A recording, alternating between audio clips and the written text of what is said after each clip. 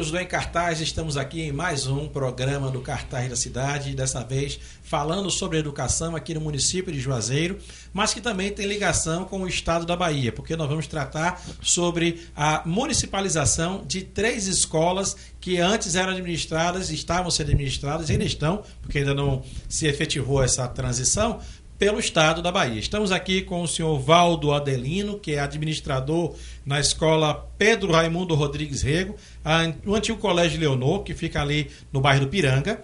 Nós estamos com o Adilson Moreira, que é diretor dessa mesma escola, e estamos com a professora Cláudia Cunha, que é diretora do Colégio Dom Avelar, lá no bairro do João Paulo II. E o terceiro colégio que está para ser municipalizado seria o Colégio Helena Celestino, que fica ali no Castelo Branco. Então vamos abrir esse bate-papo aqui para que a gente possa entender o que está acontecendo e se os pais e os alunos serão prejudicados ou não. Vamos começar aqui na sequência lógica, como sempre eu falo para todos os que vêm aqui, começando pelas damas. Vamos começar com a professora Cláudia Cunha. A gente sempre abre espaço para as mulheres começar. Então, professora, posso chamar de professora também? Eu sei que a senhora é diretora, mas geralmente a gente gosta de tratar. Não, mas eu sou professora. Exato. Então eu queria que a senhora explicasse um pouquinho para os nossos internautas aqui do Cartaz da Cidade, o que está acontecendo, o que houve no ano de 2019 para que os professores e funcionários dessas escolas públicas que hoje estão sendo administradas pelo Estado comecem a ficar preocupados com o que vai acontecer em 2020. Então, foi surpresa para nós todos esse processo, porque nós fomos avisados, né? As 3 escolas foram avisadas no último dia de aula, que seria dia 20 de dezembro, que as escolas seriam municipalizadas. Sobre o processo de municipalização, a gente sabe muito pouco. Não está muito claro, não está muito transparente, porque assim, os critérios que a Secretaria geralmente utiliza não batem, né, com as escolhas. E a gente está sem entender o porquê disso assim de forma tão repentina e também tão camuflada. Porque eu vou usar a expressão que Gilmar, o presidente da PLB, usou. Igual a marido traído, a gente ficou sabendo por último.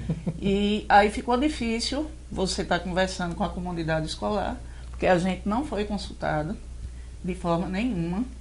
Foi uma decisão vertical, sabe, sem transparência, e que até hoje a gente está sem saber o porquê dessa pressa, dessas coisas estarem acontecendo, sem essa clareza que deveria ter. Então há uma preocupação, sim, isso é inegável, com os funcionários, tanto de apoio como administrativo e docência, mas também a preocupação com as comunidades. Para onde esses alunos irão? Como é que eles vão ser absorvidos por essa rede municipal e dar continuidade aos seus estudos? Há uma preocupação muito grande relacionada a isso, porque as escolas que são mais próximas não têm condições de abarcar esse contingente de alunos que de repente ficaram órfãos, não é? E aí a preocupação também com os funcionários, que a gente não sabe onde é que vão ser alocados e como é que esse processo vai ser desenvolvido. E, inclusive, a gente vê isso acontecendo no ano, infelizmente, mais uma vez acontecendo no ano eleitoral. E aí a gente começa a fazer especulação de por que está acontecendo isso entre o município e o estado da Bahia. Professor Adilson, a professora Cláudia nos disse bem que a população, que é o público-alvo final, ela vai ficar um pouco à deriva, sem saber o que está acontecendo. Estamos, inclusive, às vésperas de começar o ano letivo, né, porque teoricamente já se começa logo depois do Carnaval. E o que é que realmente vai significar para as comunidades a saída da administração do Estado para uma administração do município, que, inclusive, nem pode cuidar dos alunos do 2º grau, por exemplo? Como é que a população está vendo isso na sua escola e nas outras 2 que estão sendo municipalizadas? A comunidade está meio assustada, né? Porém, a secretária garantiu que estarão em boas mãos, digamos assim, da forma que ela citou, que o município seria um pai, né, para os estudantes que estão saindo para lá, que deu a entender que o Estado não estava condizente com isso. Não O estava... Estado era o padrasto, então. E o mais pai ou está menos querendo assim. assumir que é o município. Isso. Beleza. Que não estava legal, né? Como se o Estado não estivesse cumprindo com o papel dele. E muitos pais chegam lá perguntando como é que vai ficar essa situação. Eu mesmo não sei dizer não. Eu digo, eu não estou entendendo ainda. A gente fez as rematrículas dos alunos e se o senhor me perguntar o que é que vai acontecer amanhã, eu não sei dizer, porque eu não fui informado de nada. Ou seja, se eu estou entendendo bem, o Estado rematriculou os alunos. Rematriculou todos. Mas o senhor que é diretor, os senhores que são diretores e o nosso amigo Valdo, que é administrador, não sabem ainda como vai acontecer o ano letivo de 2020. Não, isso não. Imagina, se os diretores não sabem, imagine os pais dos alunos. A gente não sabe como vai haver o remanejamento, né, de estado para município. Isso aí eu sei que todos estão matriculados na rede estadual. Aí, a princípio está todo mundo tranquilo que está matriculado. Mas de repente o aluno do segundo grau que está matriculado pode não estudar nesse colégio, porque se o município não dá aula para segundo grau, eles vão estar perdidos aí, a deriva, em cima do laço, em cima da hora de começar o segundo tempo do jogo, vamos dizer assim, que é a continuação dos seus estudos, eles não sabem nem o campo que vai jogar. Sabe não, até porque as aulas irão começar antes do carnaval, né? Antes do carnaval. Mais ou menos uma semana antes, aí tem o intervalo do carnaval e É o carnaval oficial, aquele carnaval que é de Salvador. Porque aqui em Juazeiro, aí tem aquele carnaval que é o pré-carnaval, que começa dia 7 de fevereiro, o carnaval em Salvador começa dia 22, então entre esse período aí, antes do dia 22, já começa o ano letivo. Isso. Beleza, só não sabe aonde.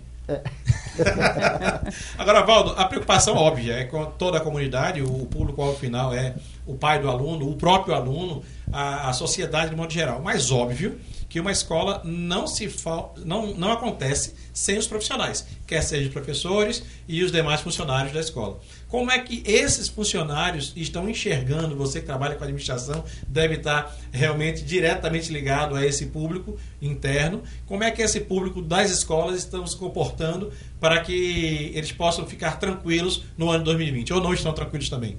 Rapaz, não existe tranquilidade, porque são vários funcionários, centenas de funcionários, vários pais de famílias, contratados, principalmente os contratados, os estatutários.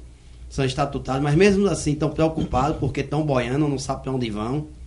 Professores que já estão na cara do gol para se aposentar, já deram entrada em suas aposentadorias, que o Estado não concebeu, suas aposentadorias.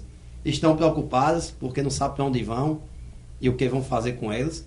Os contratados, segundo o diretor do NTE, que esteve lá na escola, fez uma reunião, disse que dia 28 de fevereiro tem que encerrar o contrato desse pessoal, porque segundo ele também, palavra deles, que eu achei um pouco estranho, porque justamente o que você citou, é um ano político, um ano eleitoral, as coisas estão acontecendo na cara do ano eleitoral, parece até coincidência. Não tem nem como não misturar as que coisas. Nós sabemos que não é coincidência. Aí o próprio diretor do NTE citou que teria que tirar algumas pessoas para colocar em outras.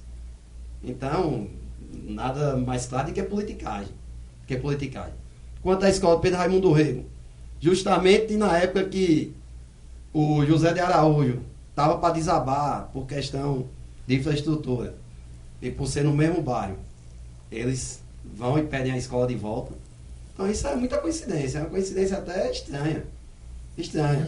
E eu quero falar aqui em nome do pessoal, dos funcionários, dos contratados, que está todo mundo sem dormir à noite, porque foi a toque de caixa. Não se faz uma municipalização de um dia para a noite. Você tinha que vir preparando o terreno, preparando o pessoal, já que queriam fazer, dizer, pessoal, vamos preparando, porque a partir de tal data vai ser assim. Pegaram vários funcionários de surpresa, tem gente que tem seus compromissos a longo prazo. Agora mesmo na própria escola da gente foi demitida uma menina, agora no mês de dezembro. A menina nem sabia que tinha sido demitida, estava trabalhando sem saber que tinha sido demitida. Cumpriu o mês todo dela lá, o Estado não pagou e nem paga. Então é complicado, é muito estranha essa situação. Está tudo muito obscuro, tudo muito por baixo do pano, tudo muito enterrado. Ninguém chega para dizer, é assim. Hoje é uma coisa, amanhã é outra e tudo está virando uma bola de neve aí que ninguém sabe onde vai parar. Só para que os senhores possam entender o que Valdo aqui falou, a escola que é o antigo Colégio Leonor, que é a Pedro Raimundo Rodrigues Rego, o prédio dela é do município. E o município pediu de volta. E as outras duas escolas, o Dom Avelar e a Helena Celestino, os dois prédios são do Estado. E o município pediu também a municipalização desses dois prédios. Lógico que eu não vou nem perguntar por que o Estado e os municípios não constroem suas outras escolas, não dão um jeito de alugar outros prédios, até para aumentar a quantidade de colégios, para facilitar a vida dos alunos a terem colégios mais próximos de sua casa. Isso aí já é conversa para outro tipo de entrevista, outro programa em cartaz. Mas eu gostaria de saber dos senhores, quem poderia me dizer qual seria a melhor forma de ser tratado, porque, pelo que eu percebo aqui, a maior indignação dos três é a falta, e obviamente de toda a categoria, é a falta de informação, a falta de clareza, porque inclusive existe uma desconfiança muito grande do porquê. Estávamos conversando aqui sobre o ano eleitoral, estávamos conversando aqui sobre esconder as informações do grupo. Qual seria a melhor forma de tratarmos esse assunto? Quem quiser falar, pode falar à vontade aí, para que a população possa entender que os senhores não são leigos, muito pelo contrário, os senhores são as pessoas entendidas no assunto de educação e são os responsáveis pela administração nessas escolas, nessas comunidades. Qual seria a melhor forma de fazer esse tipo de trabalho que o município quer, mantendo a população com as escolas dentro das condições que cada uma oferece e até talvez aumentando a quantidade de escolas para essas comunidades? Eu posso começar de novo? As damas, como sempre. A gente acredita o seguinte, que é preciso haver um estudo mais contextualizado da importância dessas escolas para a comunidade, né? Ou para as comunidades que elas atendem. Porque, na verdade, o trabalho dessas escolas em bairros afastados do centro é também social. Existem poucos equipamentos públicos nesses bairros. E, por exemplo, lá na comunidade do João Paulo II, ou dos outros bairros próximos, a gente só tem 2 escolas do Estado e um posto de policial. Acabou. Então, a gente tem que pensar localmente para agir globalmente. Sim. Então, o mesmo critério que eu utilizo lá em Salvador, eu não posso utilizar aqui. E isso precisa ser discutido com a equipe. É preciso, inclusive, que a própria Secretaria de Educação conheça o trabalho desenvolvido por essa escola. Porque as coisas estão muito centradas em dados que nunca batem com o que a escola tem. E isso causa estranheza, né? Muita estranheza. E assim, uma das alegações que foi colocado, nós fizemos um documento falando que a população lá daqueles bairros ali do centro industrial tem em torno hoje de 60 mil habitantes. E a pergunta, né, que nos foi feita indiretamente, se tem 60 mil, por que a escola não é lotada? Não é lotada. Como é que lota uma escola se você, ao longo do tempo, vem bloqueando a matrícula? Esse processo começou desde 2016 e se aprofundou agora, eu acredito com as escolas também dos meninos. Também. Né? Aí você vai minando o quantitativo de alunos para depois justificar que a escola tem alunos do fundamental e não do médio. Exatamente isso. Então, assim, eu acho uma política perversa. Eu acho que você tem que lidar com a educação não só com números. E que esses números sejam fidedignos, Sim. inclusive, né? Mas e de ter transparência, é como ele falou aqui. Por que esse processo não vem sendo discutido claramente com a comunidade? Por que não oportuniza outros tipos de curso para essas comunidades? A gente sabe do potencial socioeconômico aqui de Juazeiro. Todos os bairros têm vocações, mas nem isso numa política mais intersetorial se pensa. Então, como é que você desenvolve, retirando uma estratégia que é fundamental, que é a educação escolar? É estranho. Eu fico pasmo com o que acontece no nosso país, no nosso estado, em especial aqui no nosso município, que todo mundo fala que tudo começa pela educação. Sim. E aqui a gente está vendo terminar a educação de uma maneira completamente absurda. Governador, prefeito Paulo Bonfim, pelo amor de Deus, tomem conta dessa situação. Ajeitem o que é necessário ajeitar, conversem com as pessoas entendidas, inclusive com as comunidades. Vamos tentar fazer essa população não sofrer tanto. ou no mínimo expliquem para os gestores o que está acontecendo, para que eles não fiquem assim perdidos, sem poder explicar para os pais, para as crianças. Imagina, eu aqui apenas como entrevistador estou completamente perdido. E olha que eu não tenho nem filho nessas escolas. Eu estou aqui imaginando como está o pai e a mãe de uma criança que está numa escola dessa. Imagine se fosse o seu filho ou a sua filha numa escola dessa assim. É claro que não vai ter, porque eles sempre têm escolas particulares para pagar, isso é óbvio. Assim como tem médicos, eu não vou nem mais entrar no mérito da questão, porque todo mundo fala sobre isso toda hora. Se o político fosse bom e quisesse fazer uma política de qualidade para a comunidade, ele começava botando o filho em uma escola pública, ele começava usando o serviço do SUS e as coisas iam acontecendo. Mas vamos deixar isso também para outro em cartaz, porque a nossa revolta é muito grande. A gente tem que tentar aqui resolver a questão da educação dessas 3 escolas para que os pais, os alunos e os funcionários não fiquem à deriva. O que mais vocês gostariam de dizer para que essa situação seja resolvida? Estão abertos a algum diálogo? Tem alguma reunião marcada? Existe algum tipo de data, cronograma para as atividades? Na realidade, já houve uma reunião na PLB, houve um manifesto, tem uma reunião marcada para amanhã.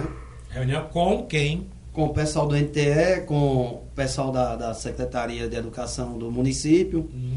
Só que o que está se vendo é que chega lá, é um blá blá blá, chega aqui é outro blá blá blá, não se resolve nada, estão querendo ganhar tempo, empurrar com a barriga, e aí fazerem da forma que eles querem fazer. Na concepção, eu estive até conversando com a Dilson, a professora até citou na fala dela antes aqui, que tem que ser feito vários estudos para que chegue a uma conclusão onde não tenha perca, onde ninguém perda, onde todo mundo saia ganhando. Na capital hoje existe um regime compartilhado de estudo, ou seja, no mesmo prédio escolar funciona o município e funciona o estado. Perfeito. Na pior das hipóteses, que eu também não acho isso muito justo, porque é cada qual do seu cada qual, para não ter uma perda muito grande nem do estado nem do município, e para que esses funcionários do Estado não fiquem boiando, eles deveriam estudar uma forma de compartilhar esse ensino. É uma solução. Uma solução, colocar na mesma escola o ensino fundamental 1 e o 2 e o ensino médio. É uma para ideia que não tenha essa perda. viável. Para que coloque os pais de família nos seus devidos locais. Sim. Ou seja, o Pedro Raimundo Rego poderia funcionar, lá são 10 salas, poderia funcionar 5 do município e 5 do Estado. À tarde a mesma coisa, à noite a mesma coisa. E aí não ia conseguir locar todos esses funcionários, mas ia dar uma diminuição nessa questão. É aquela coisa de buscar uma solução conjunta para os problemas. O que vocês estão propondo são justamente esses encontros para que as ideias saiam do papel e sejam colocadas em prática. Que seja bom para todo mundo. Existe uma data certa já para essa municipalização definitiva? Não tem data, não tem hora, não tem dia, não tem nada. Pode ser nesse ano, pode ser no meio do ano, pode ser no final do ano. Não, eu acredito que o interesse é que seja logo no início. Esse do ano já até esse janeiro. Ontem uma foi equipe janeiro, né? da prefeitura, junto com uma pessoa do NTE, a equipe estava andando nas escolas. Eles estão andando, estão fazendo levantamento, estão fazendo vistoria, estão fazendo, porque quando o Estado cede, ele cede com tudo. Sim. Tudo, prédio com tudo que está dentro. Cadeira mesmo? Cadeira, tudo. Eles tudo. usam até o termo pejorativo, né? É porteira fechada. Porteira fechada, é o termo pejorativo, porteira fechada. Só que essa situação é ruim para os funcionários, sim. Só que isso prejudica muito mais os alunos. Com certeza. Os alunos, você mora na Piranga, já pensou você ter que estudar em outro bairro? Porque o Pedro Raimundo Rego abrange Piranga 1, Piranga 2, Malhado da Areia, Codevas, Fagemiro, até o Maí, Doutor Humberto, São Francisco, aquela região toda. Será que essa escola municipal, como disse a secretária de Educação, que alocar esses alunos do Estado, será que ela vai suportar todos esses alunos? Não vai, isso é lógico. Isso é lógico, e eles se baseiam em dados. Dados de quê? Como foram feitos esses dados? Como foram feitos esse levantamento? Através de quê? Nada muito como a matemática, muito exato. Muito não, científico. tudo muito empírico. Empírico, que você não sabe de onde vem. Até porque não mostraram os dados nenhum. Não mostraram a fonte. Então, está complicada essa situação. Como eu citei anteriormente minha fala. No mínimo aí, eles tentar esse ensino compartilhado. Que é para que não tenha uma perda maior do que o que já vai ter. Então, Diga, queria só endossar o que o Valdo falou aqui, que na questão que ela disse que ia alocar tanto os alunos do Estado quanto os alunos do município. Nós lá temos mais ou menos matriculados em torno de 300 e poucos alunos, talvez 400, chega a 400 nos 2 turnos. Do Fundamental. Do Fundamental 1, o Fundamental 2. Sim. Eles irão colocar o Fundamental 1, além do Fundamental 2, que vão pegar de todo jeito, né? Então vai dar em torno de 800 alunos a 900, para 10 salas de aula. Se dividir, vai dar mais de 40 alunos por sala de aula. 45 em média. Por aí. Qual professor que vai aguentar 45 alunos? Com 30 já é um absurdo. Um absurdo, imagina 45. Verdade. Então vai, eles tratam dados de que o abandono escolar, o êxodo escolar é muito grande. Agora eles não chegam lá para provar. Porque quando você pega a frequência do colégio, não bate com os dados que eles pegam. Então, infelizmente, tem que ser dita a realidade e a verdade. Toda vez que chega ano eleitoral, esse Deus nos acuda, porque todo mundo só quer ver o seu lado. Ou seja, nós sabemos hoje que o município ele adota uma norma, de certa forma, até da política suja, que a professora citou. Ou seja, um tal de um REDA, de uma contratação, o que é que chega-se a pensar? O que é que muitos pais de alunos estão pensando? Ano eleitoral, eles querem a escola do município para que eles façam aquele processo seletivo e comecem os colégios de contratados. Consequentemente, de volta. É uma troca de favor lá na frente, né? Inclusive, nós já entrevistamos aqui alguns professores contratados do município, que eles estão muito chateados com o tipo de contrato. Então, os nossos internautas, se quiserem rever o nosso Em Cartaz, pode acessar os outros programas que a gente vai verificar com o professor Kleber e outros professores que aqui vieram. Então, gente, é isso que a gente tinha para hoje aqui, para que vocês possam entender o que está acontecendo no município de Juazeiro. E eu vou pedir aos nossos governantes que entendam. Gente, vocês são os síndicos, vocês são os primeiros funcionários do povo. Vocês têm que administrar. E já passou da hora de sermos amadores. Eu estou aqui ouvindo agora o depoimento de 3 profissionais indicando o amadorismo que está sendo empregado nessa teórica municipalização organizada. Porque se eles que são diretores e administradores desses colégios não sabem o que está acontecendo ao nível de não poderem falar para os pais exatamente o que está acontecendo por não saberem, imaginem os senhores como é que a gente vai pensar que é a administração do nosso estado e do nosso município num dos quesitos fundamentais para uma sociedade civil organizada, que é a educação. Eu choro com isso, eu fico morrendo de tristeza com esse tipo de situação.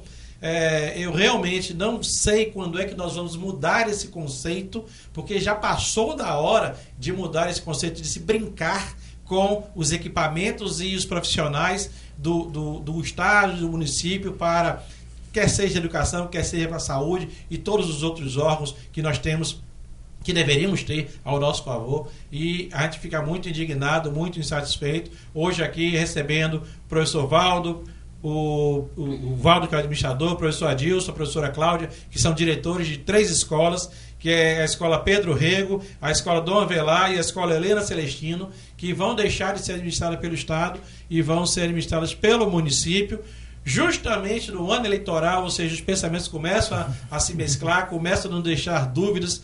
Então, pelo amor de Deus, que esse programa chegue nas pessoas, conscientize os administradores públicos e faça com que esses profissionais passem a ter mais respeito com informações, para que eles possam realmente acalmar os corações dos pais dos alunos e dos alunos dessas comunidades que estão sendo, teoricamente, a princípio, prejudicadas, no mínimo, pela falta de informação do que será o ano letivo de 2020.